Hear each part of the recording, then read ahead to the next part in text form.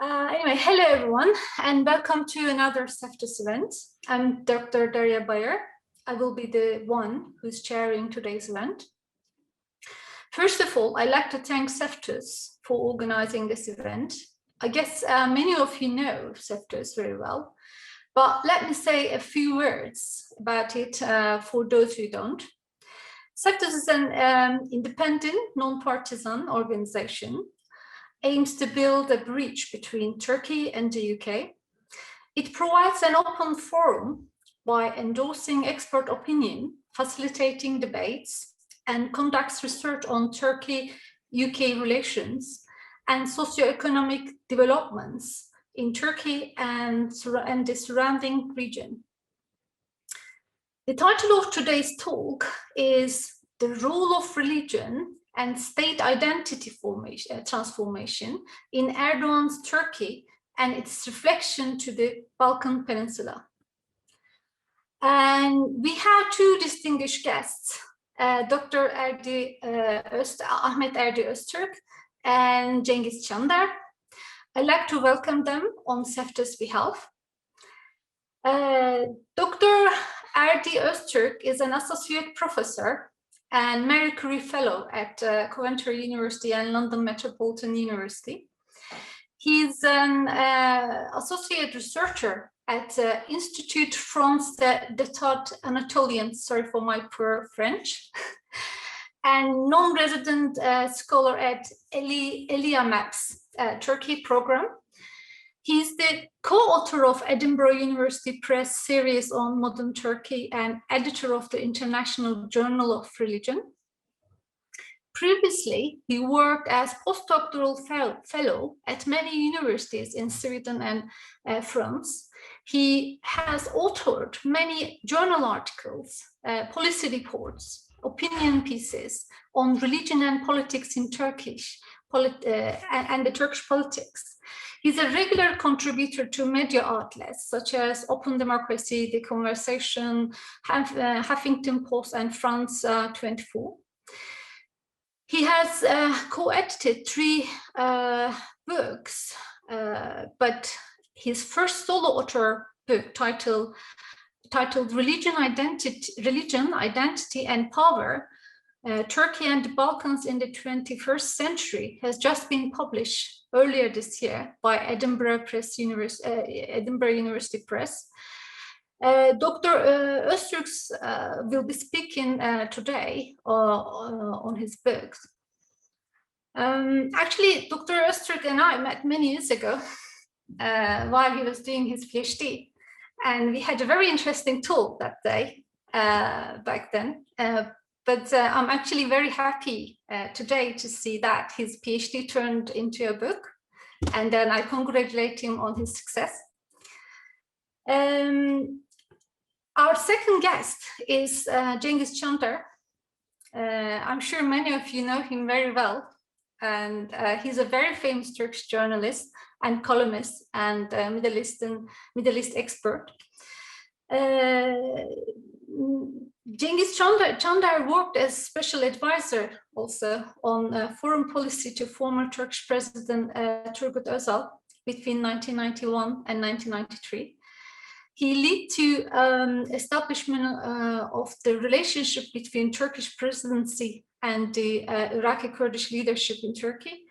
He was also actively involved in Balkan politics, and especially during the ethnic unrest in Balkans between 1993 and 1995. He has published many books, reports, articles. He taught at many universities in Turkey and lectured globally at universities including Harvard and Oxford. He's a frequent commentator on Turkey, the Kurdish issue and Middle East affairs in international newspapers and on TV. He moved to Stockholm in 2016, if I'm not wrong. Since then, he's been a senior associate fellow at Swedish Institute of International Affairs and distinguished visiting scholar at the Stockholm University Institute for Turkish Studies. His most recent book is titled Turkey's Mission Impossible, War and Peace with the Kurds, published in the United States in 2020. Before leaving the floor to our guests, let me say a few things about the logistic of today's talk. I will first invite Dr. Öztürk to give his talk for about 20 minutes, and then Cengiz Çandar will deliver his talk, including some remarks on Dr. Öztürk's book. After that, I will open the floor to questions and further discussions. And you can write your questions and comments on the chat box while our guests are speaking. I will ask these questions later, both of our speakers, once they ended their talk. Thank you very much again. And I'm just leaving the floor to Erdi. Thank you so much, Derya. I mean, this warm welcome. And I would like to also thank the Seftus and Ibrahim for having me. I exactly remember the day when we met, and likewise many Turkish citizens, we tried to save the Turkish state on the rocket table. But it was a very great practice for us that we did in London around 5 years ago. Yeah. And I think today is also a very special day for me because I'm sharing the same screen, and I'm glad, I am honored and humbled to discuss my brand new book with Cengiz Çandar, Cengiz abi before me, who is, I mean, his wife and he himself is one of the witnesses of one of my significant turning points of my life. And also, actually, I'm not sure whether he knows or not, he was one of the contributor of this book, because when I was a Swedish fellow, Swedish Institute fellow in Norrköping, we spent exactly a year together. And I remember in the streets of Stockholm, we talked about Turkey, Turkish politics. He explained me lots of details, lots of backgrounds regarding Özal's policies in the Balkans, some multidimensional and vertical and horizontal complicated state structure of Turkey. I remember, I mean, even in today, when I feel myself quite lost about the Turkish politics, which is occurring like every single day, actually, super complicated country. I'm always calling one Akiladan, one Novum person as a Cengiz abi, and I said, Cengiz abi, I'm thinking about this issue, thinking like that. Do you think it is true or not? And he's always enlightening me. And today, I'm very much wondering his comments about my brand new book. And actually, this book is a product of and also one last thing, I would like to thank Cengiz Çandar again, Cengiz abi again, for sparing his valuable time with me. Actually, this book, my new brand new book, is a product of a personal experience, or I would easily say that it's a kind of a twist of fate. After many different personal issues, I started to live in Libya in late 2014. And this story has begun actually. When I started to live in Libya, and Cengiz Çandar teases me when in our common friend's home in İştar Gözaydın, but the Ljubljana bring me that book, because even though I wouldn't consider Ljubljana, the capital of Slovenia, as a classical Balkan capital, you can easily smell every single taste of the Balkans thanks to the migrants from Bosnia, Serbia, North Macedonia, Bulgaria, Kosovo, Albania. And I realized that these migrants have been following Turkey, Turkish news, politics, and culture very closely, and they have different and variable feelings about Turkey and Turkish politics. And they commonly underline one particular point, which is regarding Turkey's very influential, very dimensional, actually multidimensional, and very influential roles in the region, in the Balkans, in Southeast Europe. And actually, they told me many times in various ways, Turkey is back. But the question is that the ways of being back of being Turkey was very diverse for all of these individuals in the Balkans. And this very similar but very repetitive argument has pushed me to work on the Turkey-Balkan relations under the Justice and Development Party. But at the very beginning, it wasn't very easy to throw the borders and find the main determinants. So what I would say that this book is an output of a quote-unquote young researcher's journey in the Balkans. And therefore, I would easily claim that this is not only a political science or an international relations book. This has interdisciplinary and transdisciplinary dimensions, which has been standing on the intersectionality of history, sociology, and anthropology. This is because, on the one hand, this is mostly because it would be very difficult to understand Turkey's political dimensions, transformations, and these transformations reflections outside its borders. And also this is mostly because of the long and intense fieldwork and my personal participant observations and true life experiences in the regions. So, I mean, in this limited of time, I would like to try to explain what I found in these 4 years in the Balkans.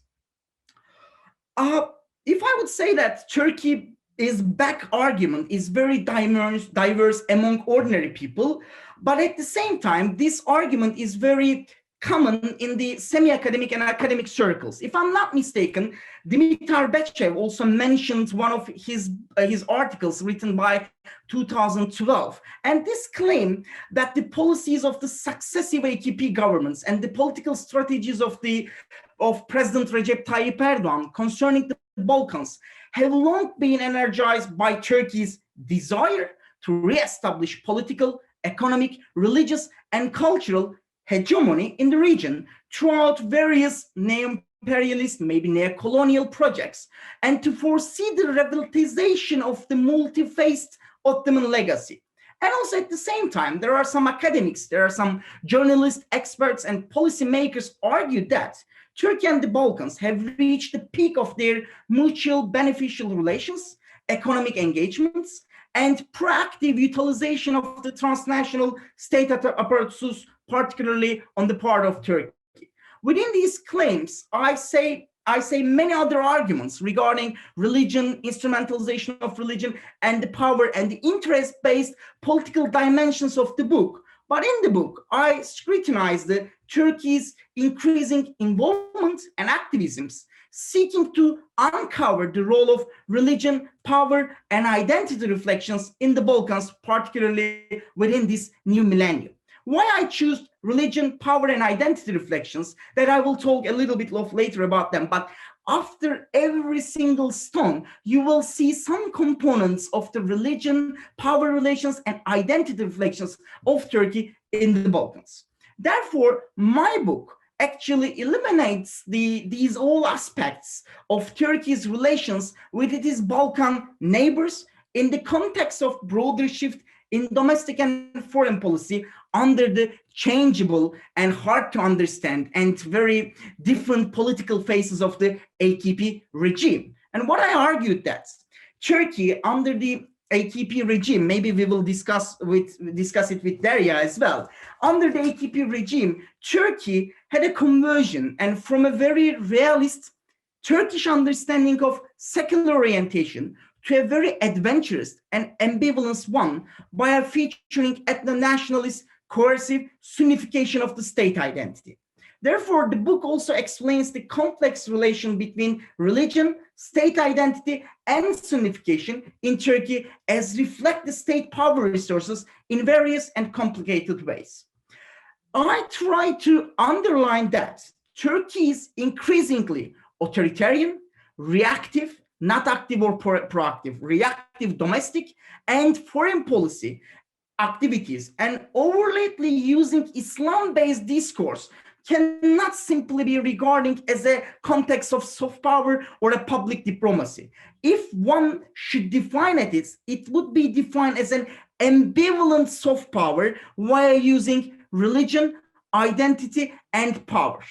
To analyze all of these concepts, my study draws on a very extensive fieldwork conducted between 2015 and 2019, including more than 130 semi-structured elite interviews with experts, likewise Cengiz, Çandar, political actors, diplomats, religious leaders, scholars, as well as journalists, in particular 3 country cases: Republic of Bulgaria, Republic of North Macedonia, and Republic of Turkey, and as well as a Republic of Albania, and also in Turkey. What I'm arguing in this book, I will say a little bit about something theoretical stuff. I'm sure Cengiz abi will not be happy about that, but these, us academics are quite boring people, so we would like to say something about theory. What I argued in this book, as an instinct part of an identity, particularly for the case of Turkey, religion has the capacity to shape the politics and power relations as well as state identities. Therefore, religion and religion-oriented power struggle to the extent that it forms from a state identity, therefore it can easily shape domestic and foreign policy, even if the actors, decision makers, or themselves could be secular. So in the book, I argued that the establishment and the transformation process of the state identity start from a very domestic, from a very below level, via both leadership effects, and some of the critical junctions after domestic struggles among different identity, ideology, and the power camps. In this regard, I argue that countries, particularly countries like Turkey, has multi-faced and multi-layered identities, and some of which have a direct or an indirect relation with religion. And these different relations with religion could be seen as among the identity determinants of many states. I mean, indeed, the history of Europe, particularly the history of United Kingdom, Latin American countries, and even the United States of America, state formation could be an example to support my argument. But when we scrutinize Turkey's history, starting from the particularly late Ottoman Empire period, what we can see that the role of religion, and within this role of religion, the power relations take a very unique hold position. I mean, likewise, many scholars argued, my first teacher, İştar Gözaydın, and Ahmet Kuru, and many other scholars argued that Turkey established as a laïc country. But this laicism, this being a laïc, is not very much related with this separation between religion and mosques. Instead, it is a management of religion by state for the sake of the society, but this puts religion into the core of politics. And what we know about the Justice and Development Party in 2002 came to this position against the tutelage and against all the blockages of within the state. But what we know that, unfortunately, after many years, Turkey currently using state and using that laïc state identity, like many other countries all around the world, is gradually withdrawing from international cooperation, and it is restoring a new distinction between kind of a Western civilization by synthesizing nationalism with nostalgic vision of history, memory, and particularly Sunni Islam.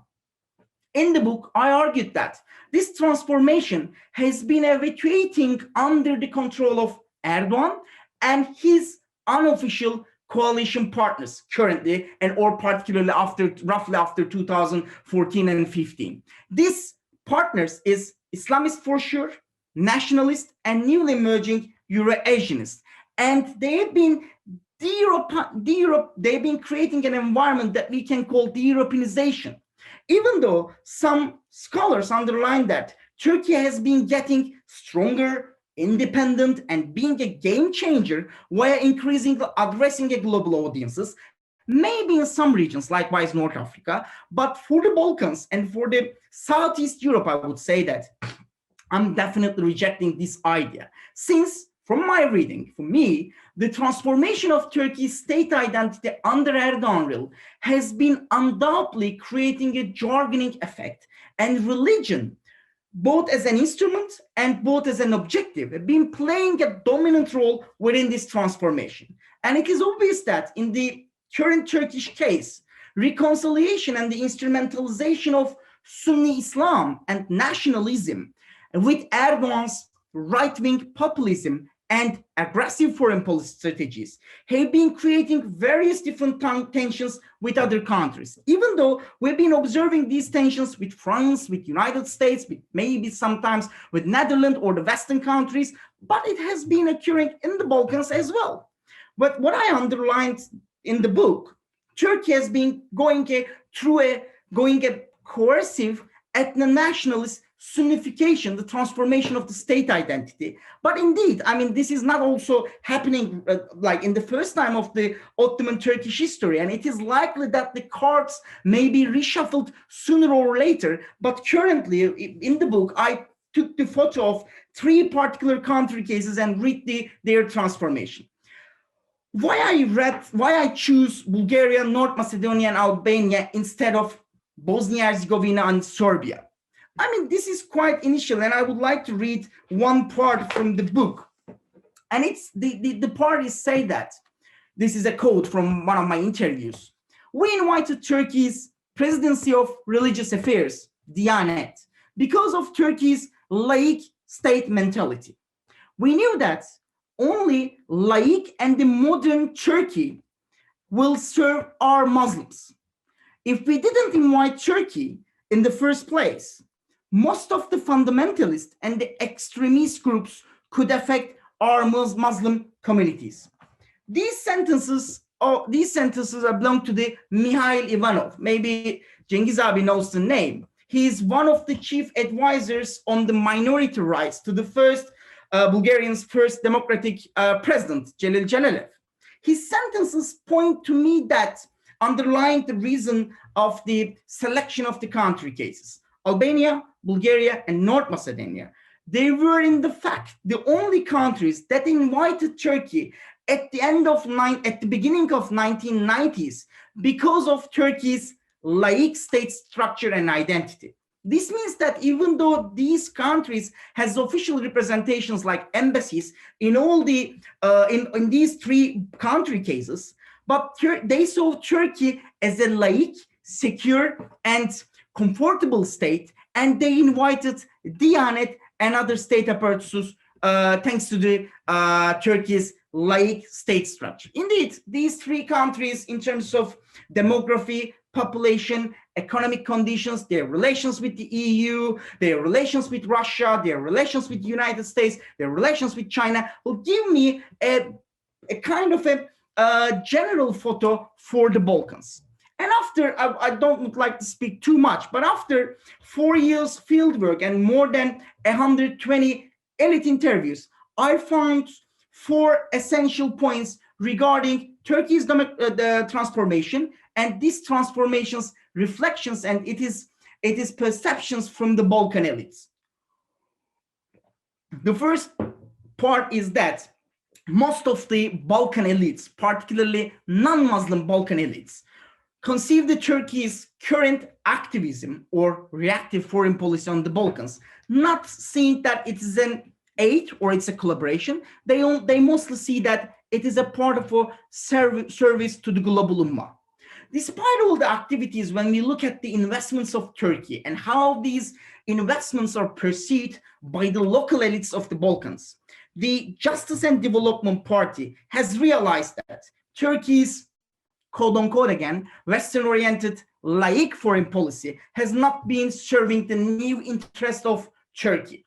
And it aims to establish deeper relations with the Balkan countries, and particularly with the Muslims of these countries. Therefore, Turkey has been preferring to serve the Muslims or Ummah instead of expanding relations with all the components of the Balkans in spite of fragile economic conditions.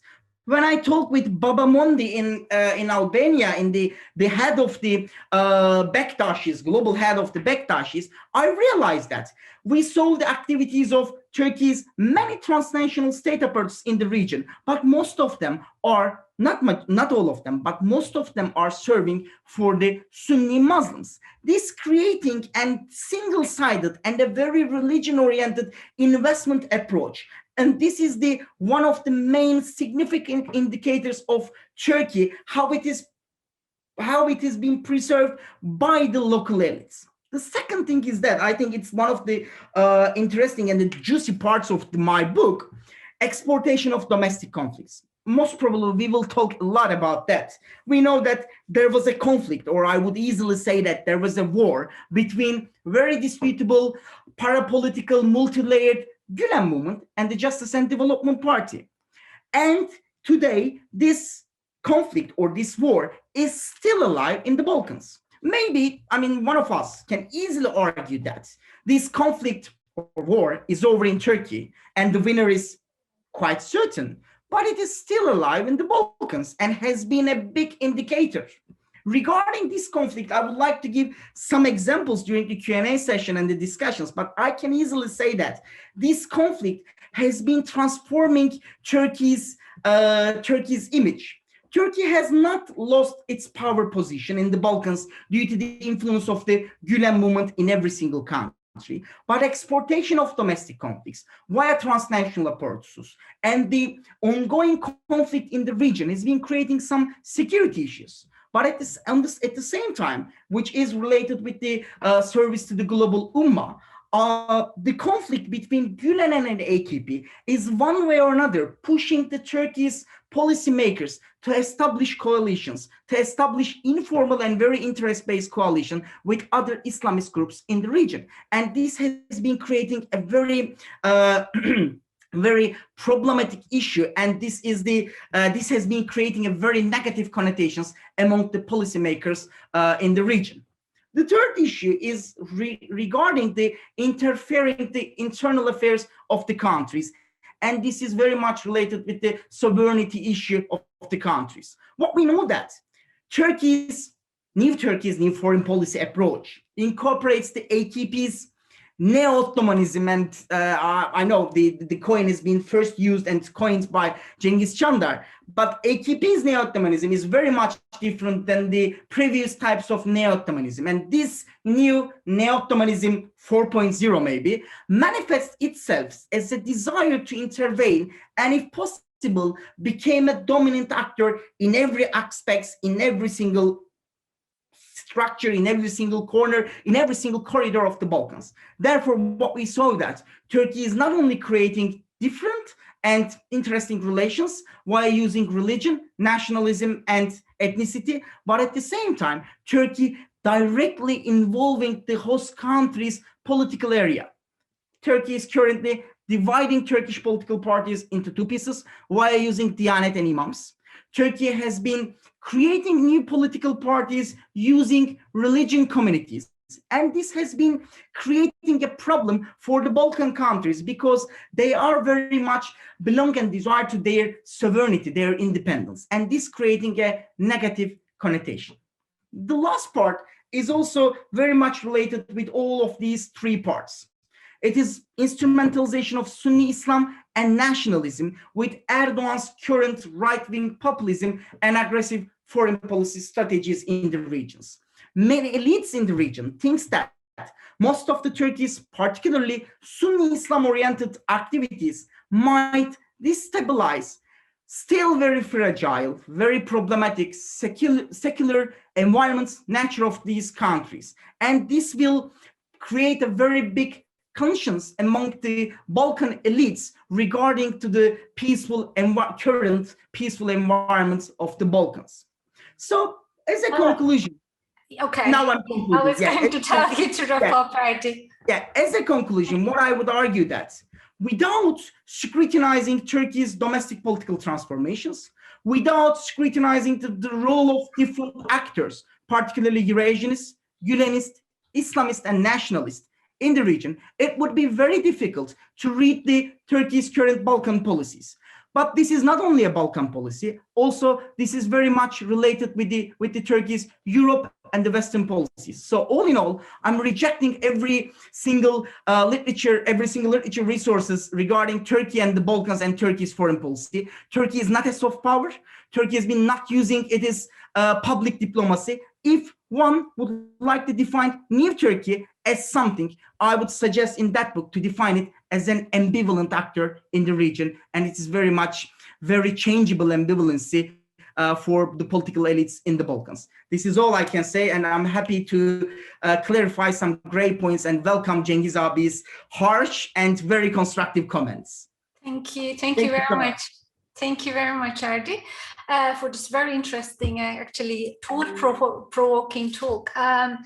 Before today's event, actually, I had a chance to look at your book, and which, in my view, raises many interesting arguments on religion's role in formation of state identity, as well as its effect on foreign policy in Turkey. However, like many other good books, your book not only provides interesting analysis and answers to the question you're dealing with in your book, but it also provokes many questions, actually, which I'm sure, you know, it will be picked up by the future researchers. But today I will ask you some of these questions, and hopefully we can have a little bit good conversation there. And now I give floor to Cengiz Çandar.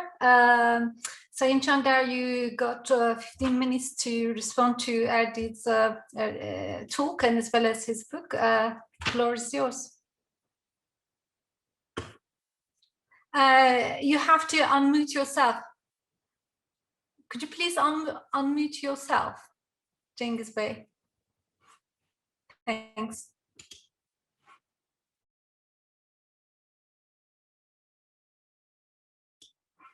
Still, could you please try again? We can't hear you. Just a second. Yes. Now, okay? Yes, yeah, exactly. Yeah. Thank you. Sure. First, I want to thank to you, Derya, for the generous introduction concerning who I am, and also to Erdi. And I'm very happy to see very familiar names and faces around. I am in a very interesting sense associated with Erdi. The first time I've seen him many years ago, it was an occasion where we were having dinner for the first time, and the last time perhaps, with the main opposition party chairman, Mr. Kemal Kılıçdaroğlu. That's where I met Erdi for the first time. And when I inquired who he is, and he told me that he's working with Slavoj Žižek in Slovenia, in Ljubljana, I had some qualms in my head. What a young Turkish guy would do in Ljubljana with Žižek. But it comes with this authoritative book that I wouldn't predict that I would be sharing this occasion with him, talking on his, again, I underline, a very authoritative book on the Balkans. Then I had the pleasure and privilege and joy to be in his dissertation thesis in Strasbourg when he acquired the title Doctor. Erdi Öztürk, he used to be called, in that hall in the Strasbourg University. So I was since then associated very much with the content of his book that we are discussing right now. If you allow me to present a very different angle in discussing the book and its subject matter, through my own history with the Balkans, I think that it is very relevant what I would be saying about the book and the book itself. Although I made a reputation of very much associated with the Middle East affairs, my ancestral background is from Balkans, and my paternal grandmother was from Bulgaria. One of my grandfathers was from Ohrid, an ethnic Albanian, and my maternal background is from Salonika, so I was emotionally very much connected to Balkans. And with the end of the Cold War, since the year 1989 until 1995-96, I was more in Balkans than ever. I didn't go around to any other place in the world, but mostly I was in the Balkans, and my relationship with the late President Turgut Özal was mainly not advising him on the Kurdish policies, but what is to be done vis-a-vis the Bosnian War. So our interaction was mostly on the Balkans with Turgut Özal. So when I had coined with the copyright I have this notion, New Ottomanism, in the year 1992, the inspiration for me and for Özal was the post-Cold War situation in the Balkans. And I remember when we were visiting in the month of February in the year 1993, just 2 months before Özal's death, we had been to Bulgaria, Macedonia, now we call it North Macedonia, then Albania, and it was a Balkan tour. We ended up in Croatia, and it was all for what we could do about Bosnia-Herzegovina, because President Özal had promised to President Clinton, which was enjoying his first days and weeks at the White House, that he would be reporting on the situation of the Balkans. So I remember when we were in Skopje, just before we would be leaving for Ohrid, in the company of the first president of independent Macedonia, after this dissolution of Yugoslavia with Kiro Gligorov, I had the opportunity to go around, and I was aware that all the Muslims, Albanian and Turkish ethnically, the Muslims of Macedonia were assembled in what is called Meşiyat, the Islamic center of Skopje, on the outskirts of the town, on the way to the airport. So I went to Özal and I said, Mr. President, hundreds, if not thousands of people are waiting you under the moonlight. It's for the first time for them, the Ottoman Sultan is back to the region. So you must divert your way to Meşiyat to greet the people. He whispered to my ear and he told that the foreign ministry people, the Turkish foreign ministry people, insisted that this kind of association with the Macedonian Muslims would irritate the Macedonian president, Gligorov, and we are on our way to Ohrid, and so we can't do that. I said, you can do that. You are the president, just tell the driver to make a turn to the right on your way to the airport. Just ask where is the Meşiyat, they all know it. And so you will just divert the entourage, and we will be following you. And he said, good, I can tell Gligorov that if he is seen next to me, it would be good for his electoral fortunes in Macedonia. So this is the way he would market his association with the Muslims. And we ended up going to Meşiyat, and it was a very memorable scene, actually. Thousands of people, as if we were back in the 19th century with the hats and the outfits, the Albanians and the Turks greeting the president of Turkey, which meant for them the Ottomans are back to the region in the capacity of not an ethnic but a Muslim leader for themselves. The next day we ended up in Ohrid, and Özal went to visit a tekke, religious fraternity in Ohrid, and we were greeted by people singing in Turkish. They didn't know Turkish at all. They were Albanians, ethnic Albanians in Ohrid, but the ritual was in Turkish, the old Ottoman Turkish.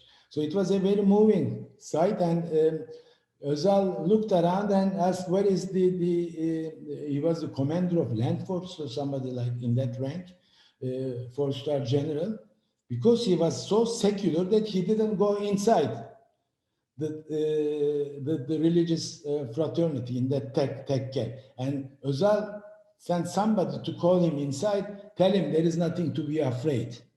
This is not a violation of secularism or anything. The third day, when we were in Tirana, we were greeted by a group of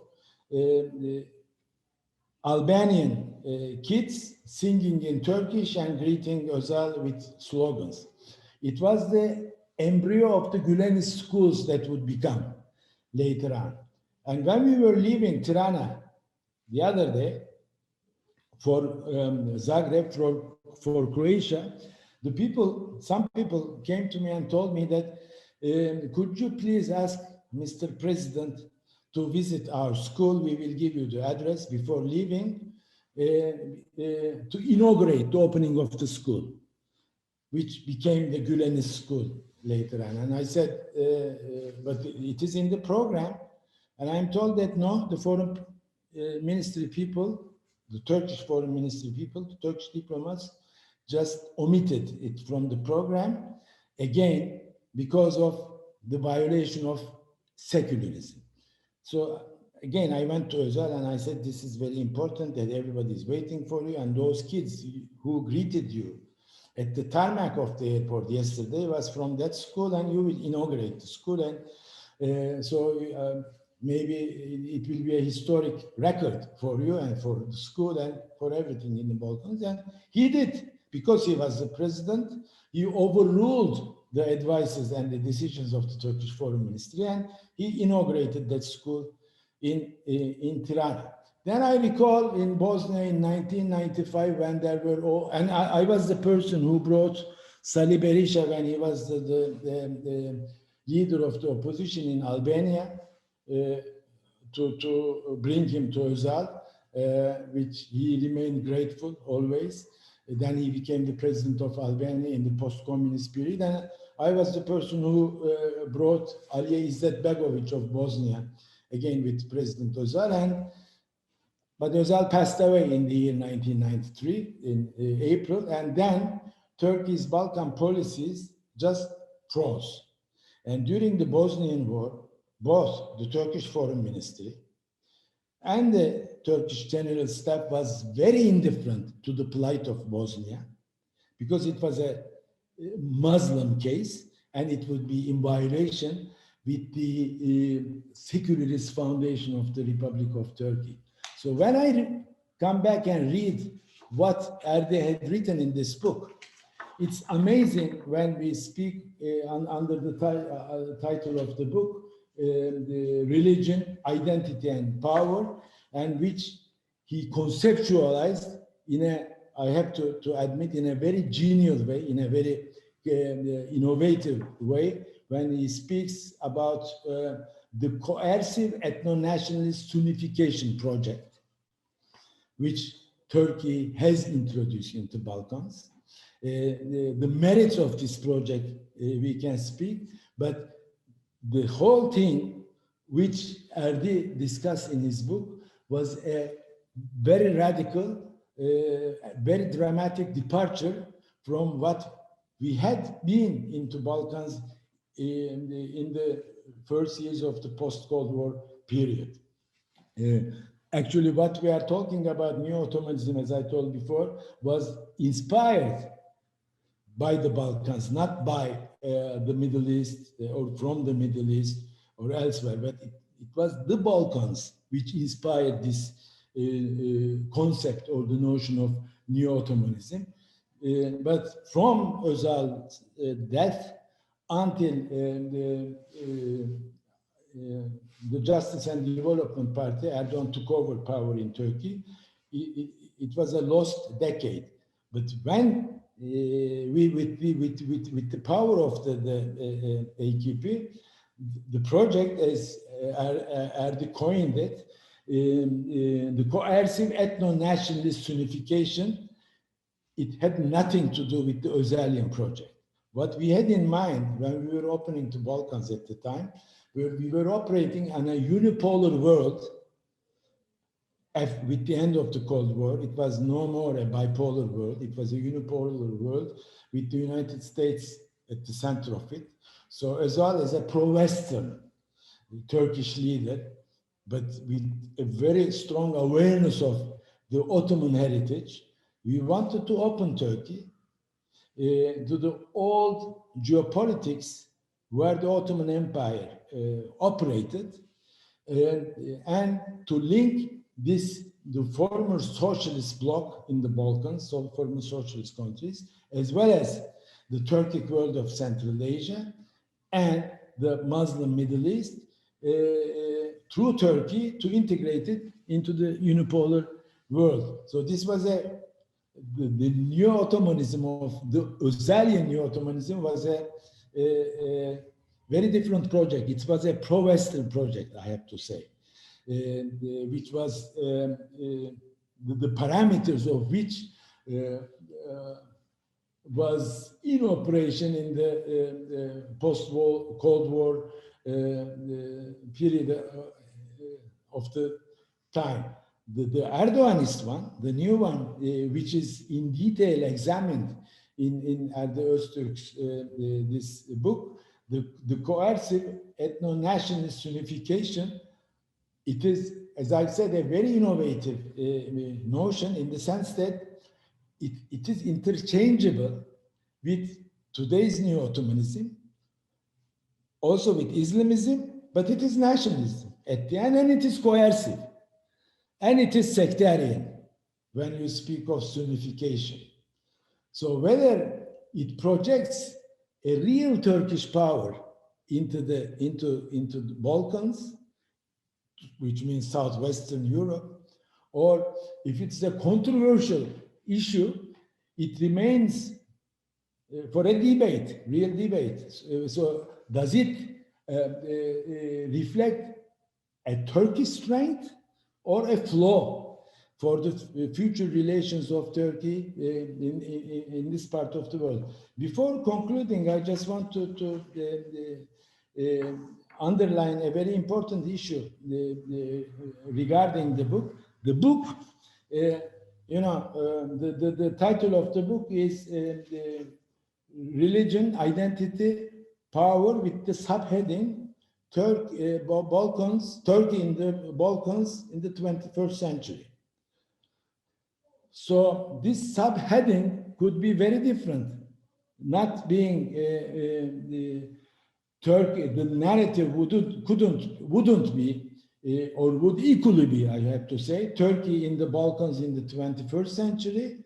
Instead, when you read the book, you can come to the conclusion that the evolution of regime change in Turkey, it is equally relevant in the sense of the subject matter of the book. When you read the book, it's not only that you read Turkey in the Balkans or the projection of the Turkish power to the Balkans or into Balkans in the 21st century, but what you read is, as I said, the narrative or the evolution of the regime change in Turkey, which brought Turkey from being a Kemalist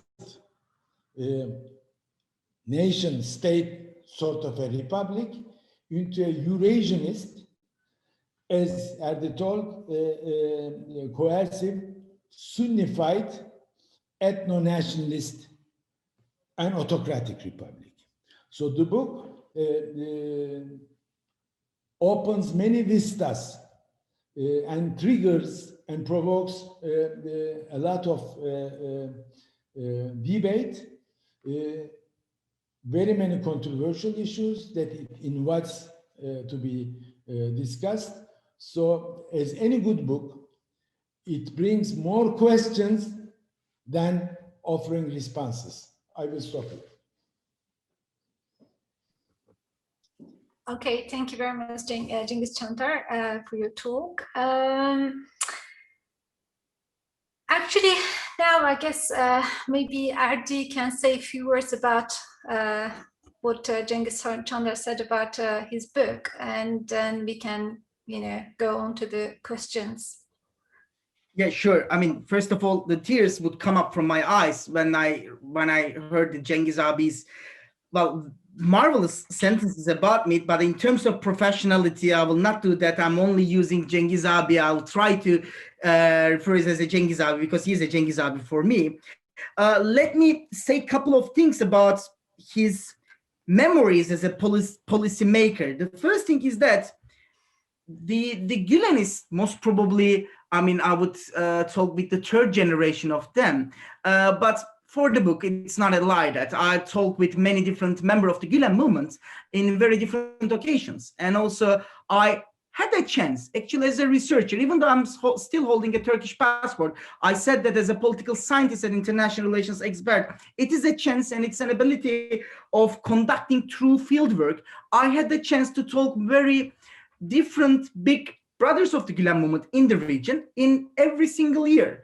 And I observed their transformation, their attitudes to Turkey, to their movements and to their host countries. But what is one thing is certain is that in every single year that I visited Tirana in 3 years, every single time, every member of the Gülenists sent their gratitudes to the Özal, because the Özal school complex is still valid in Albania, and the name is coming from Turgut Özal. And what they argued to me, I don't have any evidence for that, thanks to the Özal's reference sentences or reference letters, they managed to establish their school complex, not the first school, but the complex, starting from primary school and continuing with the high school. This is the first story. And the second one is that some of you, you have already visited Skopje, the capital of North Macedonia. The Vardar River is divided the city into two pieces. And I know it's not academically correct, but this division is not a geographical division.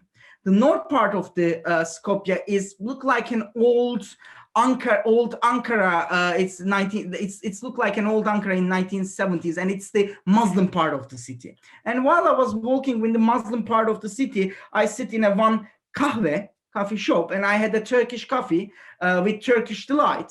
And the three like mid-aged gentlemen was talking about Turkish politics, and I introduced myself and I started to talk with them, and we took a photo. The photo is in my dissertation, but not in the book. And they explained me that they put in a respect 3 different Turkish leaders. Without question, Mustafa Kemal Atatürk. This is all good. But after that, they said Özal is the first political actor who remembered there are some Muslims, there are some Ottomans living in this land, and whether they had managed to go to Turkey or not, they saw Turkey as a motherland, and their heart is beating in Turkey, and they already appreciating the Özal's approaches without using neo-Ottomanism, all other stuff. The last one is definitely Erdogan, and I have many different examples why Erdogan is that important in that region. The second thing is what I would like to say about Cengiz abi's words, Özal's Muslim leader approach. I'm not sure whether Özal had managed to be the Muslim leader or the Muslim savior for the Balkans, but Erdogan, one way or another, managed to do that. When I was visiting Albania in the last time, one of my interviews advised me that I should visit Recep Tayyip Erdogan pizza shop in Durrës, in the Albanian, in the capital of, in the very lovely seacoast of Albania, in the street of Rugao or something like that. If I can find the photo of the pizza shop, I would like to show you from the book. Yeah, I will find later on, most probably. The owner of the pizza shop, Recep Tayyip Erdogan pizza shop, is a Wahhabi person. And I went there and I waited a lot. I ate a couple of slices, and finally I managed to talk with the owner. And I asked the owner, you are coming from a very different culture, you are coming from a very different understanding of Islam, and particularly your country was in conflict with Turkey and with Erdogan right now. Why you put the name of Recep Tayyip Erdogan to your, pizza shop? And he told me that, Erdogan is the leader of the Muslims because he's fighting with these Yavurs, non-Muslims, with wearing ties and using their languages. So Erdogan is protecting us all over the world. And this is, and you may ask that this is a wrong connotation. This is just one individual. No, this is not. When I talk one Kosovo citizens in the train station of Strasbourg, it was the same. When I talk with the baklava shop owner in Skopje, it was the same. There is an image that has been presented by Erdogan as the savior of the Muslims. The last thing what I would say that this neo-Ottomanism, I'm not sure it would open up a different debate. What I would say that this, in Turkey, there are different types of neo-Ottomanisms. Even you are coming from the leftist, even coming from a leftist circle, even coming from a neo-liberal circle, whatsoever. Everyone has a kind of an imaginative, or according to their readings, they have different neo-Ottomanisms. So to define one particular solid definition of neo-Ottomanism is one of the misreadings of the contemporary Turkish political historians. And I think my book maybe this try to translate all of these one pattern neo-Ottomanism understandings. You are on mute, Derya. Thank you very much, Erdi. Thanks a lot again to both of our guests for their interesting presentations. Actually, there are some questions on the chat box, but before starting with them, I want to ask some questions. But actually, I didn't want to start my questioning with this question, but before I forget, I just want to say it. Both of our speakers, actually, they mention about Turkey is getting more Sunnified, nationalist, and autocratic in Turkish politics, as well as in their Turkey's foreign policy. Am I wrong? I mean, if I'm wrong, you can correct me in your answers.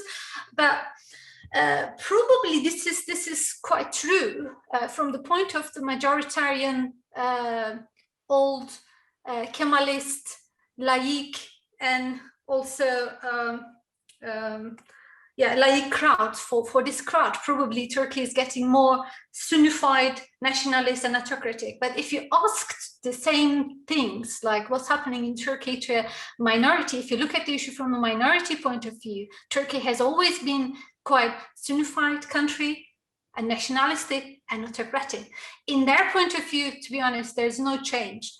And I want to, I mean, maybe you can just reflect on this point. I mean, what is different? As I told you, I mean, as a minority studies, like, the person studying on minority issue in Turkey, and I can't see any change actually, real true change in that sense, because minorities have been experienced that for so long.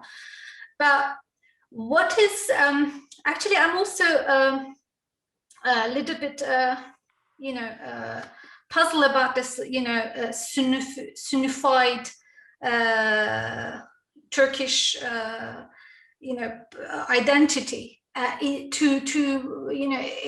As far as I studied the Turkish legal system as well as the Turkish politics. Let's say what I found out is that Turkey, and especially the laik Turkey, has always used to actually sunnify the public sphere in Turkey through laicite. Laicite, you rightly say that, has never been actually mean that to secularize the society to per se, but to sunnify and control the religious groups. This was the true meaning of the laicite in Turkey. And because of that, the Turkish Kemalist elite for long used laicite in order to sunnify the public sphere and sunnify the other minority groups, actually non-Muslim or non-Sunni Muslim groups, let's put it that way. And this wasn't also new to Turkey, and sunnification of minorities actually is an Ottoman project, but this is not the time to talk about it. I mean, first maybe you can comment on these points. And I also have another question to you, Erdi. In your book, you claim that Turkish foreign policy transformed alongside of the changing state identity from being laik realist orientation and controlling and modest nature of being Sunni Islamists, ideological and provocative. In this case, how do you explain Turkish foreign policy's long-standing ideological provocative stance on Kurdish issue? And probably you can just, compare Kurdish issue and then the use of religion in the foreign policy of Turkey. I have some more questions, but probably we can start with these two first, and then, yeah, floor is yours. Very briefly, in terms of the time consumption, and I would like to hear the words of the Cengiz abi as well. Regarding that Sunnification issue, in the conclusion part of the book, I argued that, actually I'm not arguing that, I'm just presenting that. When we look at the latest surveys, latest data that have been conducting mostly the young generations and the middle-aged generations in Turkey, what we've been seeing that there is an increasement of the like theism in Turkey. So I mean, this illiberal, very visible, corrupt new regime has been transforming state identity, state institutions, and the praxis of the Turkish state through a Sunnification, but not the society. In terms of society, I think the Turkish society has been going another direction. Likewise, many other societies that have been like going away from pressure. This is the first part. The second part, what I'm trying to say that about the Sunnification is that, as you might remember from Cengiz abi's remarks, he told a very true story regarding Özal's relations with the military during the Albania. Right now, military will visit Tekkes, will support Tekkes, even if they can get an order from Hulusi Akar or Recep Tayyip Erdogan or anybody, they can build mosques in the Balkans, in all around the world. There is a new state identity, state raison d'etre. I'm not sure this is a total and the final transformation of the Turkish state identity. It has been transforming. I'm not sure it will be successful or not, but I think this current project is not very successful as far as I can understand, in terms of many different reasons. But there is a change, not a permanent, but there is a change within the state identity, within the state raison d'etre. The last thing that I would like to say, that you are exactly true, that Turkey is still methodologically laïc country, because in the literature what we know that autocratic regimes have been using two different ways. They will exterminate or change or transform the or exterminate or abolish the political institutions. This is the one way. The second way that has been inherited by Erdogan as well, they have been occupying or opt out the political institutions and not transforming them a lot, but changing the human resources of these institutions. Diyanet is the same Diyanet that has been founded in 1924. Yes, there are some new transnational state apparatus, likewise, Yunus Emre institution, so on and so forth. But the big brother is Diyanet, and still implementing as laïc Turkey's laïc or at least legal religious institution. But the issue is that, not a maybe problem, it's a case for me as a researcher, but the issue is that now the policymakers have different mentalities. So this is why I'm trying to say that there is a Sunnification within the state identity. Thank you. Can I? May I? Yes, please. Yeah, well, it's a very intriguing question, Derya, that you raised. Just to complement what Erdi said, in terms, of course, this Sunnification, nationalism, autocracy was, they were existing in Turkey since time immemorial. If we take the late Ottoman period of Abdülhamid II, yeah, from 1876, yeah, and early 20s, early 30s, Turkey was not a flourishing democracy at all. So yeah, the autocratic periods of Turkey outnumbers in terms of the years. Yeah. It's democratic hiccups, I have to say. And in that sense, it's for sure that nationalism was always there, even during the Ottoman time. Yeah. Not with the Young Turks of the CUP, Committee of Union and Progress, but Abdülhamid himself. Yeah. He started the Armenian massacres in 1894, yeah, much before, 2 decades before the Unionists who deposed him, who overthrew him. Yeah. So nationalism, in terms of Turkish nationalism, of course, was always existent, omnipresent with the autocracy. And when we speak of Sunnification, after all, it was not a multi-confessional country just on the paper. Otherwise, it was a Sunni kind of what WASP means for the United States of America for years.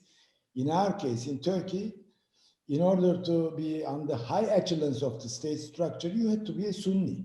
Not only a non-Muslim coming from a non-Muslim minority, but as an Alawi. For example, nearly 20% of the Turkish population are Alawis. But you can't hold high positions in the state bureaucracy if you are an Alawi. You have to be a Sunni.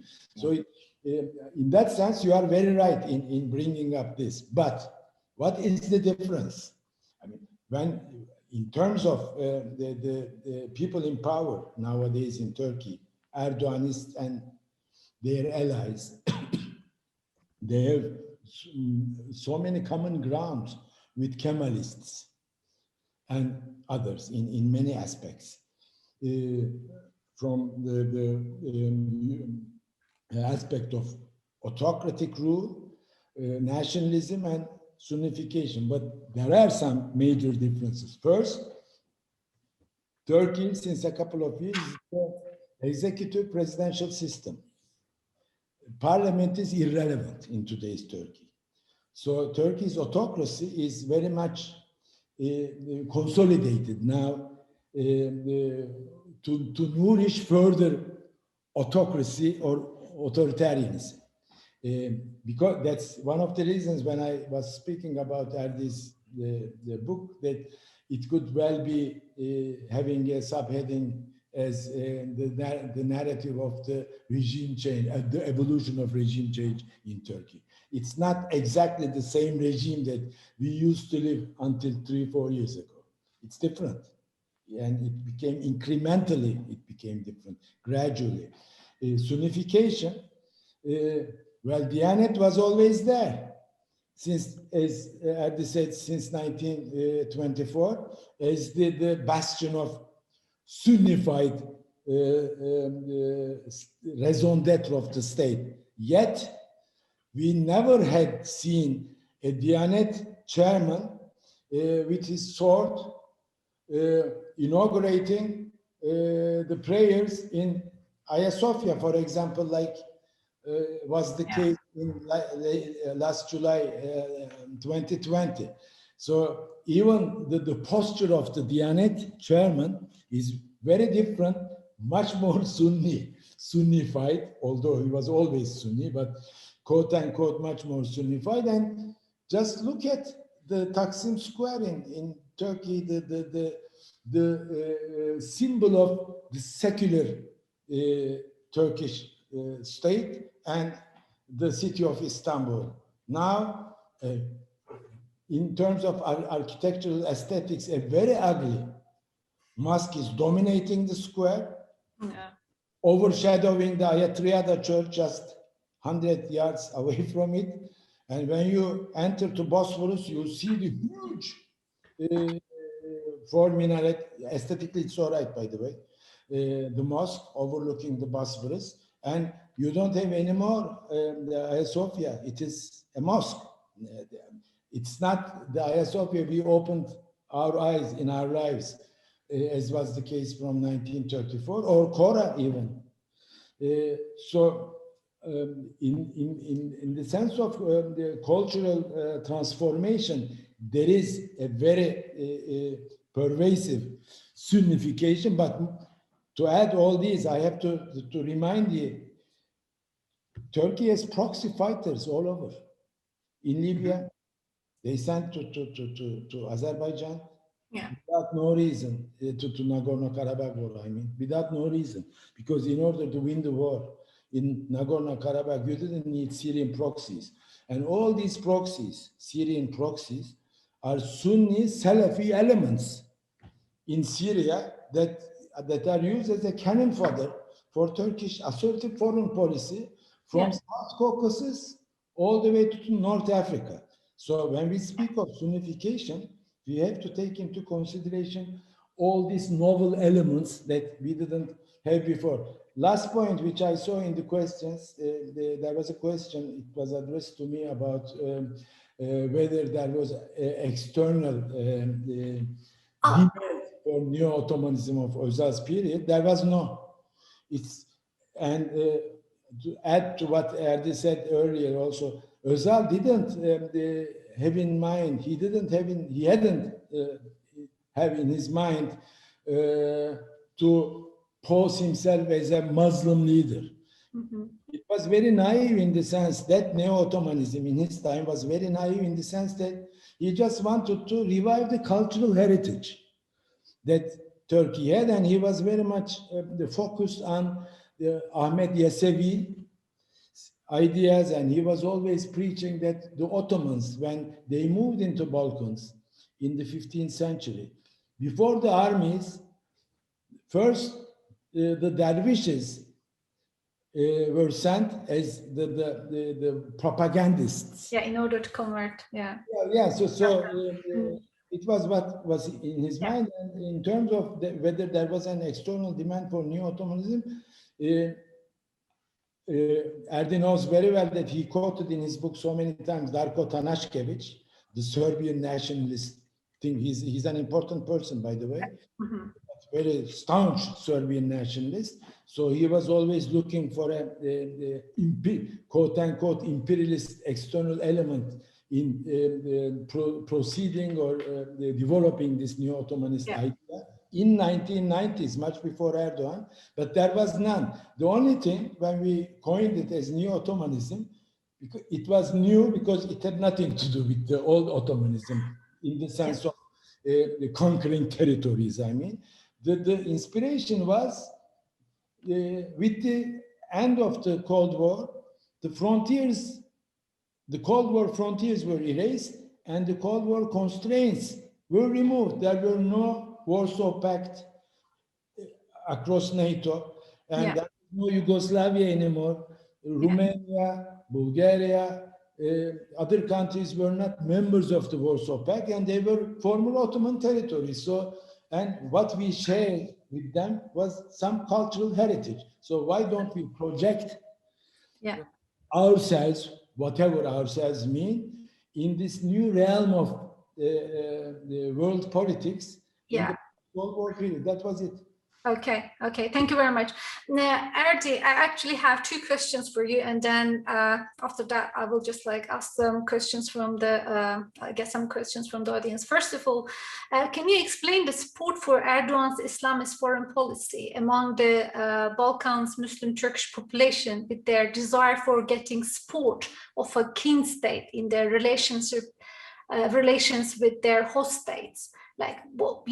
Why do you think they are so enthusiastic about, Erdogan's Islamist foreign policy? Is it because of they want to get some support from Turkey in their relationship with their host state? Is this one of the reasons? And the second question is, what is the response of Bektashi minorities actually in the Balkans to Turkish state Sunni Islamic policies and activities? You a little bit mentioned in your talk, but are they also supporting AKP and the Erdogans as much as their Sunni fellows?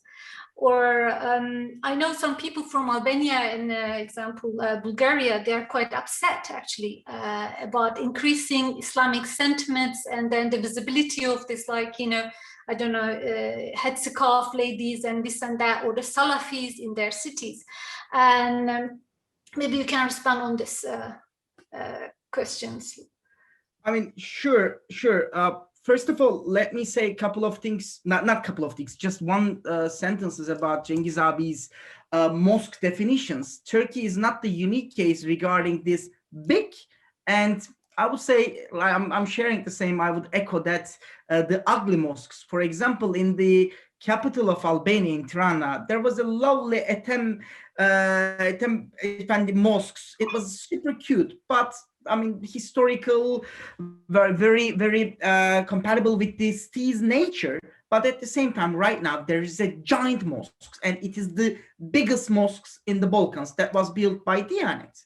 It's the same thing. I mean, in Minsk, for example, in the Eastern Europe, they built the biggest mosque of the Eastern Europe. In Havana, in Cuba, the population of the Muslims is 0.01, but there is two giant mosques and they've been looking each other, Saudi mosque and Turkish mosque. Why that is the reason, building that kind of visible and big mosques. I think one should explore and scrutinize these terms, political transformation and the symbols, not only from the political sciences lenses, but also psychoanalysis lens. We need to see what is the problem about that being everything very big. This is the first issue. The other issue is that why Erdogan's been getting that huge support from the Balkan Muslims. This has many different reasons, but the first one is that Erdogan is the first political actor. I didn't know that about the Özal's background, but he is not a new for the region. He has been very huge connections with the region since his mayorship period. This is the first thing, is that there are some gossips that AKP established in Gostivar. When you walk in the streets of the Balkans, you can see that they founded the AKP in here. They put the first seats of the AKP not in Ankara, not in Istanbul, but in the Balkans. But at the same time, since Erdogan's mayorship, there is a huge interaction, connection, and exchange with the Balkan capitals. This is the first thing. The second thing is that it might be the first president of Turkey who has been using and working with the real Balkan advisors. For example, Erdogan has been working with Sabri Demir, who is an Albanian Muslim, and he has been working with him since the late 1990s. He knows every single actor, he knows every single dynamics, and at the same time, with the support of the Gülenists, then currently with the supports of the local Islamist actor and the other pro-AKP political parties in the region, Erdogan is the first president getting information not only from formal official foreign affairs staff, but at the same time both local elites and other Turkey's agents, not spies, but agents. I mean, in terms of academic using, agents from the region. The last part is very much related to the host country's state structure. When you conduct a research in the Balkans, I mean, you will see that there is a huge lack of integration problem regarding the non-Muslim, regarding the non-Christian, Orthodox Christians particularly, to the state systems. They were very away from the economic resources. They were very far away from the political power in their host country. And Erdogan, one way or another, trying to give them a kind of an identity and the connotation of belonging, which is very important. Not only, I mean, sending this support during the national massacres, not only sending direct or indirect financial or non-financial support to the region, but also giving them a kind of a belonging feeling, which is quite important, and we shouldn't underestimate this issue. I think this is the short answers that I can give you. And finally, I found the pizza shop's photo from the book. This is the pizza shop. And regarding to neo-Ottomanism, what I would say that this is the Davutoğlu's book, Davutoğlu's Strategic Depth Translation to the Bulgaria. You can't find any Bulgarian shop. You can't find any library. You can only find in the embassy of Turkish embassy, because no one will buy that, because no one is very happy for this semi-Erdoganist, semi-Davutoğlu's neo-Ottomanism in the region. So, and I took that photo in the embassy of the Turkish embassy in Sofia. And when I searched all the bookshops in Sofia, I couldn't find that. When I searched the reason, they told me that no one will read that book. It's not that marketable because no one is buying that idea of neo-Ottomanism except Muslims in the region. Okay, thank you very much. Okay, one of our audience, and he asked, is Melik Alkan. He says that, can you please ask the guests whether there's a connection between Turkey foreign policy in Balkans and South Caucasians, or it is general tailored foreign policy? This is one of the questions from the audience. I think you answer about this different neo-Ottomanism. I guess your answer is a little bit false for that. And except that, there is one more question.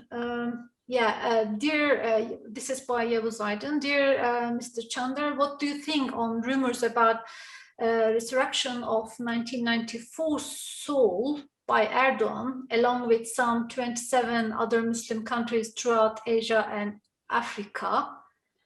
I don't understand this. What is this? Yeah, I mean, I'm not quite so sure. Maybe he can just, write about, explain his question. And these are the questions, but I have, one more question for both of you.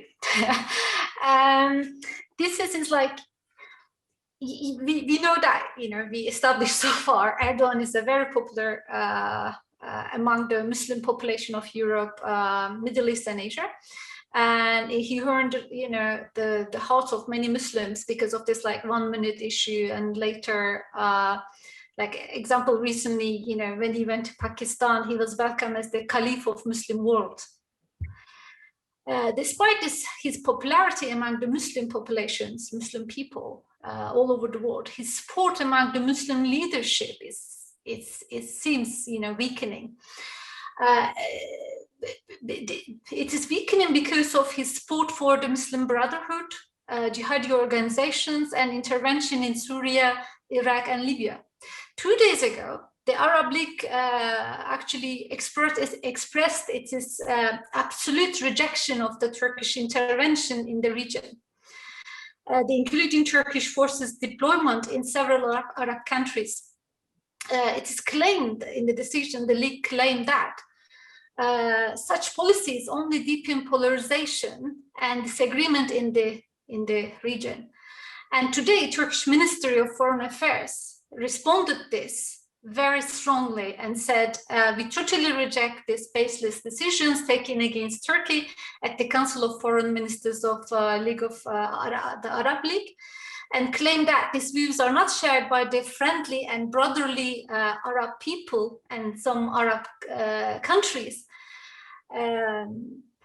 But my question is to both of you, do you think Erdogan's religious-based foreign policy can be sustainable in long run?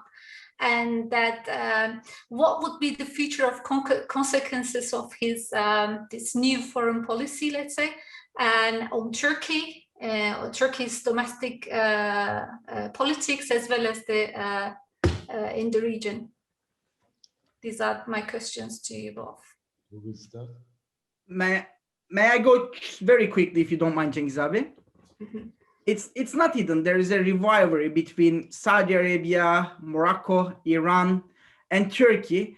Who's gonna be the leader of the global ummah? My answer is super short: no one, because we are in 2021. There is no global ummah. But what I would say that this conflict is not only based on Turkey's religious-oriented foreign policy. It is very much power-based competition. I mean, when Erdogan tried to retail the shirt of the National Outlook movement, he preferred to create a not very hidden but unofficial coalition with the Muslim Brotherhood, and this is exactly against the interests and the desires of Saudi Arabia, Iran, and particularly Morocco in the region. I mean, I would say the Middle East, and in globe, in the diaspora. Not we've been facing that in the United Kingdom, but in the continental Europe, what we saw that, yes, there is a competition, but their Islamic understandings, their readings, even their cultures are very different. Therefore, if we can define the Muslim diasporas as a cake, everyone has its own slices and can't steal that much from the other. So this competition is very much power-based. And I'm sure, I mean, as a person who lived in the region, he knows the region like his hand. I mean, Cengiz abi will give us a very explanatory answer, but this issue is not directly related with Erdogan's foreign policy, New Turkey's new foreign policy. It is very much related preferences, unofficial coalitions in the world system. Okay, thank you. And Cengiz Bey. Well, I will come what you asked, which is kind of a $1 billion worth of answer that it demands your question. But before that, in terms of the popularity of Tayyip Erdogan, he is very popular in a sense. We have to admit that. In the street, in the Muslim street, let me put it as such, the Arab street, for example. For Gazans, among the Palestinians, in general, Palestinians, but in Gaza, is very popular, for sure. But the problem that Gaza and the Palestinian people, unfortunately, as a former Palestinian fighter, I have to say, unfortunately, it's irrelevant. The Palestinian issue is not the cardinal issue of the Middle East equation anymore. So being very popular in the Palestinian street does not translate into anything. That's the problem. And when we speak of Iraq, is he very popular? Erdogan, no. Because the majority of the population of Iraq is Shia. So he's seen as a Sunni personality, and Shia has other priorities in Iraq, in Iran, or elsewhere. So among the Shia, he doesn't appeal to Shia. Who remains Kurds in Iraq? He's not popular among the Kurds because he's seen as a Turk. He's popular, a group of Kurdish leaders in Iraq, but it doesn't make him the Ummah leader. It doesn't respond to the demand to become the overriding leader of the Ummah. It's something else. But still, as I think it was Erdi who mentioned it, in Pakistan, elsewhere, in Malaysia, in the street, in Palestine, I underline again, he's very popular in the street. But in India, among the Indian Muslims, he has many followers actually. Of course, but how does it translate into politics? That I look at it. And again, in terms of the Sunni arena, with the Saudi influence, UAE influence, by money and machinations, and they're Arabs. The Turkish Muslims cannot penetrate into the Arab hearts and minds because they don't have the language. So they don't share the language, and in some parts of that Sunni Arab world, because of the negative Ottoman memories, not always positive, you don't have inroads. But to bring up to come up to your question and pose a question, actually, not to respond to your question, but pose a question, maybe to Erdi, he might respond. But I have in mind that I belong to that group of people who believes that Turkey is drifting from the West, gradually but surely drifting away from the West for a variety of reasons, not for one reason or two, or to blame this person or that personality who is responsible for that. But this is a historical fact that since some time, Turkey is surely and gradually is drifting from the West and taking a Eurasianist path.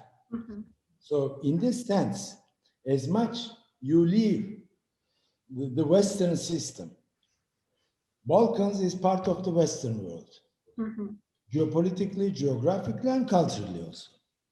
So being a Muslim sponsor of the Muslims of Balkans, while you are on the way on this Eurasianist path, how much you can have an influence in shaping up the future of the Balkans.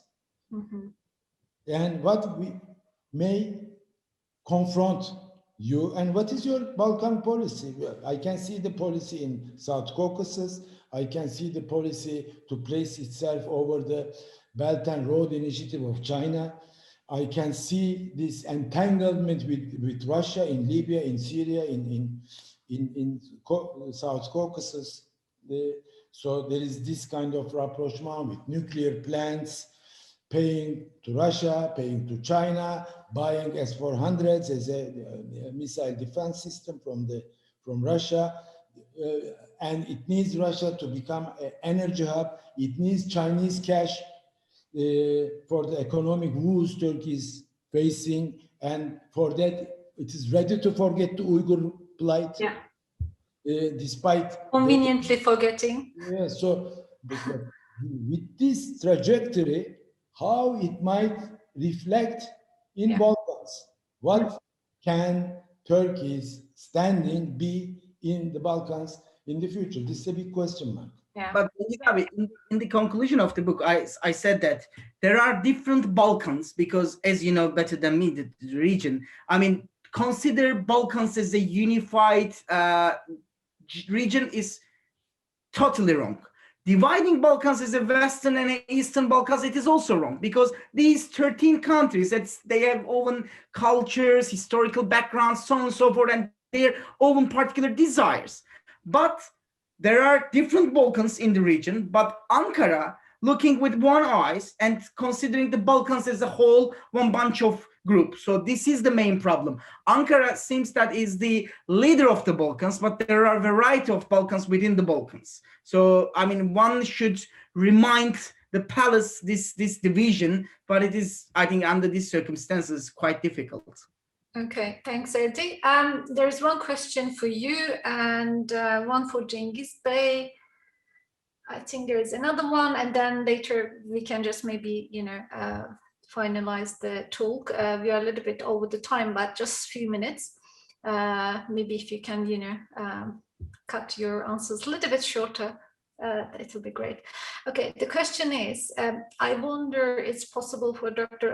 Öztürk to elaborate more on informal networks, e.g. Naqshbandi, etc., that might be emerging as useful for Ankara's foreign policy imperatives in Balkans.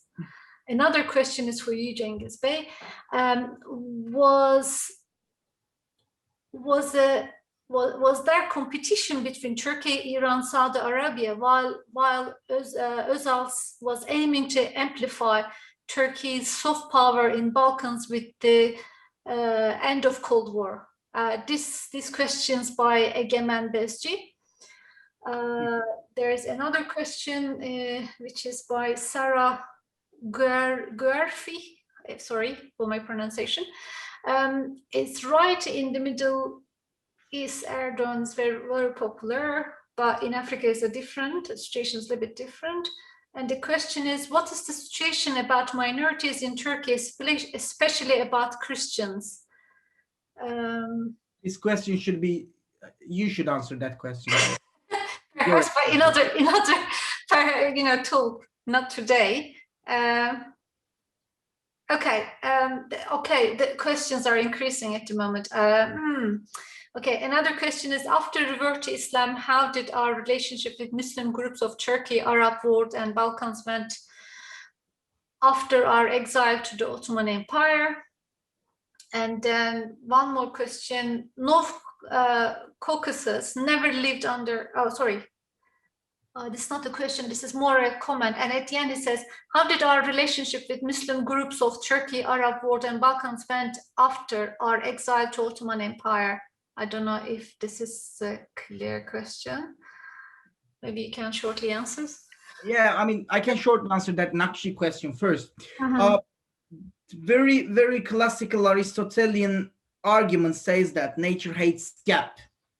Since the mid-1990s, there was one particular, not Islam, I wouldn't say Islamist, but like religious-oriented group was very influential in the region. It was Gülenists. And they were giants. I mean, while the Naqshbandis or other Turkey-originated Islamist communities tried to build up a couple of Quran courses, they managed to build their universities in Sarajevo. So they were giant, and they are still giant in the region. But particularly, not from 2002, but particularly between 2000, roughly 5-6, and between 2013-14, the Gülenists and current regime worked very closely in the region. I mean, they were like a coin with a two-sided, and they were going to the same direction. But after the split, after the war, I would say that the current regime tried to fill that gap with the other Turkey-originated Islamic communities. But what I would say that the collection of all these Turkey-originated Islamic communities is not very much enough to fight the Gülen movement or to eliminate its impact in the region alone. Therefore, Turkey established a new foundation, which is called Marif Foundation, aims to take over the Gülenist schools in the region. That is why National Intelligence Service been occupying outside the Turkish borders and kidnapped some Gülenists from Kosovo. That is why Erdogan, in every single occasion, kindly or with other ways, warning the Balkan leaders to shut down the Gülenist associations in their region. That is why the war is still alive in the region. Yes, Nakshis has been instrumentalizing. Other big or small religious groups have been trying to occupy the gap that been emptied by the Gülen movement. But as I said, the war is still going on in the region. So this might be my answer regarding that Nakshi questions. And I think the other questions is directly related to Cengiz abi. But I have to answer one question that you didn't read in the audience. Sorry. Yeah. And yeah, it's a personal question. I would answer very quickly because I would like to put it as a record. It is also funny and also I feel very ashamed. The question is that, Mr. Ahmet, are you a Gülenist? Well, I'm not affiliated to any political organization, even though I'm not a fan of any football club in Turkey. I'm just holding a Turkish passport. So this is my answer. No, I'm not. Oh, thank you. Thank you, Erdi. And Cengiz Bey, do you want to answer any questions? When I was listening to Erdi, his words reminded me of something that I have forgotten to say earlier. When we were talking about inauguration of the schools by Özal in 1993, it was Gülenist schools. But I have to remind all our audience, or everybody in the audience, all our listeners, that this Gülen and Gülenist is a very charged concept now. So we are speaking about on the year 1993, 1992, 1991. So Gülen and Gülenist connotation as of today did not exist at the time. So we have to be very careful on that, and we shouldn't rewrite history according to the needs of the political discourse of today. Yes. So in that time, when we all learn about the name Gülen and Gülenist schools, we also learned simultaneously that somebody whose name Ahmet Yesevi, as a forerunner of Turkish Islamic interpretation or Turkish interpretation of Islam, who existed 1,000 years ago in today's Turkestan, in Uzbekistan, today's Uzbekistan and Kazakhstan, and his ideas inspired Gülen to start this educational crusade in the Balkans. This is how it was perceived at the time. So Gülen and Gülenists were discussed within this context, not in the context of the charged elements or the connotations that it has. So I have to underline this. And coming to the question of my dear friend Egemen Bezci, about whether there was a competition between or among Turkey, Saudi Arabia, and Iran in the Balkans in the early 90s. Yes and no, because when the Cold War ended and the Muslim communities started to mushroom, when they have become visible beyond the walls which fell down also in Yugoslavia, all those countries who wanted to invest to become the leader of the Muslim world, if Saudi Arabia did one thing, Iran had to respond, of course. If Iran wanted to do something, then Saudi Arabia had to respond. Saudi Arabia did it through petrodollars, and with the exportation of their Wahhabi ideology. Iran, with all its militantism and cunning machinations. And so they had some foothold in Bosnia and elsewhere also. And as Erdi was telling that they were constructing mosques here and there, but Iran had one big disadvantage. Iran is Shia. They can't help it. These areas are Sunni, and there is something called Sunni and Shia. All right, they are Muslims, they go to Hajj together once in a year, but still they are Sunnis and Shia, and they don't look eye to eye.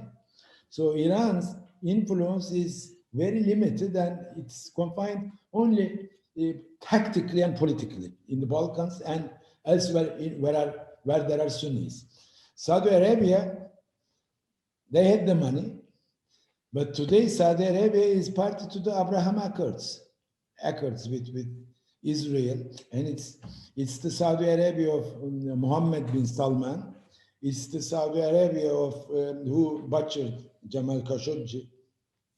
It's a very controversial element, and the Saudi influence is very much undermined, and in no comparison what it was in the Sunni societies around the world 2 decades, even a decade ago. So Turkey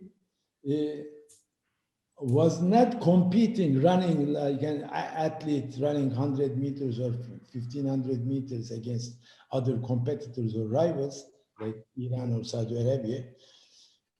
It was competing without having the awareness of competing. It had the great advantage of being the inheritor of the Ottoman Empire. And all the Muslim communities of Balkans were Muslims as former subjects of the Ottoman Empire. So whether they were ethnic Turks or ethnic Albanians or Torbesh as in Macedonia, or Pomak in Bulgaria, or Albanians in Kosovo and Albania proper, despite all these ethnic differences, Istanbul, not Ankara, Istanbul represented as their cultural bastion, or just reminded of themselves as their legacy. Therefore, Turkey, who inherited Istanbul, although moved the capital to Ankara, had much more influence by itself over any society of Balkans, Muslim societies in Balkans, just outshadowing in that sense Saudi Arabia, Iran, or anybody else. Thank you very much. May I say just one word about this Saudi issue? I'll ask you one question, then you can combine these two. This is my last question, but you have to be very quick, Erdi, because we are really well over the time. Basically, now in Europe and even the European institution, they're talking about the Bosnian Wahhabism. Probably you heard of that. You heard about this, and I'm just talking. I'm thinking about, like, is there any link between Turkey's this religious foreign policy effect on this increasing Wahhabi Salafi organization in Bosnia, and also, as you know, probably a lot of people they now think Bosnia as being the highway of jihadis to Europe. Maybe you can just comment on that, if there's a link between Turkey's foreign policy and this new groups, organizations in Balkans. Not only in Bosnia, you can see the same components in Albania, in Macedonia, in Bulgaria, even in Rhodes, in all other places. That was the thing that I will say after Cengiz abi. Despite everything he noted, they are very much true. But today, if I will write a new book, a second book regarding the Balkans and Islam and Turkey, most probably I will write the competition or revival of the Saudi Arabia and Turkey in the Balkans. There are many different reasons, but the main reason is not the Turkey's Islamic foreign policy, but the most of the reason is that the lack of the home state guardianship, there is an increasement of the Wahhabism and Salafism in the region. When you walk in the street of Sancak, you can see the different headscarf styles, not likewise the region's classical one or other Turkish ones, but mostly Wahhabism. When you go to some of the mosques, you can see that not only Diyanet, like around 5-6 years ago, when I first visited the region, you can only find mostly Diyanet funded Qurans or religious books in the mosques. But right now, there are also Saudi funded religious books and other resources all around the region. The other thing is that while, despite of Turkey's fragile economic conditions, while Turkey using different state apparatus, Saudi Arabia and the United Arab Emirates has been using huge financial resources. For example, in the main center of the Sarajevo, you will see a giant shopping mall. It's funded by Saudi Arabia. And trust me, the central mosque of Sarajevo, this shopping center is much more crowded than the central mosque of Sarajevo. Or the cell phone organizations. Yes, in Albania, it's run by Albayrak's, but in Macedonia, in Bulgaria, in Serbia, even in Serbia, which is Serbia, it's run by Saudi Arabia. So there is an increasement impact of Saudi Arabia, despite of all these cultural commonness and all of the stuff. Mostly this is the lack of the home countries, not guardianship, but the eligibility to reach their own citizens. But it is a very new and an emerging issue. One should observe this transformation in the region. And perhaps Turkey's Islamist intervention in the region is also helping these things to find easily. Indeed. I mean, there is, for the Muslims, if it will go like that, for the moderate Muslims, or particularly there is a class issue inside that problem, particularly upper middle class Muslims, there would be no way to escape for them. Because previously, as Mikhail Ivanov noted, as I read in my opening remarks, Jalal advisors, there was a laïc Turkey previously to escape the Wahhabi impact. But right now, where they would go? Okay, thank you. And without any Muslim majority countries' legal or formal or informal support, these Muslims will not survive in the region. This is another regional problem, and this problem is not only these countries' problem. This problem is also for the issue for the European Union, because these Muslims will easily go to using their countries as a trampoline country and jump to the Europe. Yeah, thank you. Would you like to say something, last few words, Cengiz, Çandar, Cengiz Bey, or shall I just call it? I enjoyed the conversation so much. I thank everybody for their patience, and to your grace also. Thank you very much. Thanks a lot. Then we are now came to the end, unfortunately, but I'd like to thank our guests for their very interesting and thought-provoking presentations and discussions. And I'm also thank everybody for their questions, and Seftus for organizing the event. And I guess Seftus wants to take this like traditional group photo. If anyone among the audience doesn't want to be part of the picture, they can close their camera. I guess now they did it. Anyway, thank you very much, Erdi, and all the best with your and success for your book. And thank you very much, Cengiz Bey. It was really lovely to have you tonight, both of you. Okay, have a good evening. Bye-bye.